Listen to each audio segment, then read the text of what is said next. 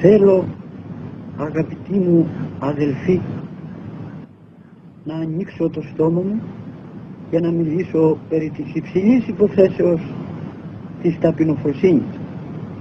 Αλλά φοβούμαι, όπως φοβείται εκείνος που θέλει να ομιλήσει περί Θεού δι' ανθρωπίνων συλλογισμών.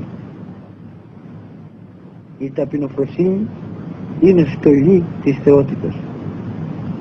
Ο Υιός και Λόγος του Θεού, ο Ιησούς Χριστός μας, αυτή τη στολή εφόρεσε την ταπεινοφροσύνη και ήρθε και έζησε εδώ στη γη και συνανεστράφη με τους ανθρώπους.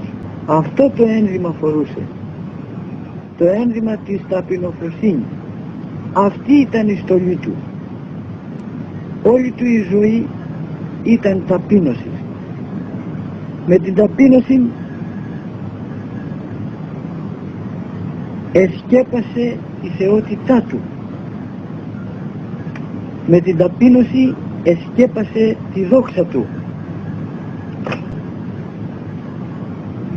Όποιος από τους ανθρώπους ενδυθεί αυτή τη στολή της ταπεινοφροσύνης, αυτός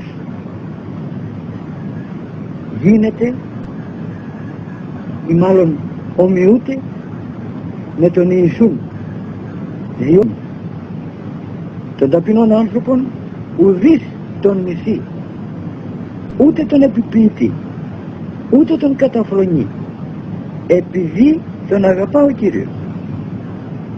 Οι άνθρωποι αναπαύονται ιδιαιτέρως σε αυτούς που τους αγαπούν.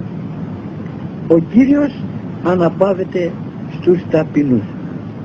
Δυστυχώς όμως οι άνθρωποι δεν αγαπούν την ταπείνωση, δεν θέλουν να ταπεινωθούν,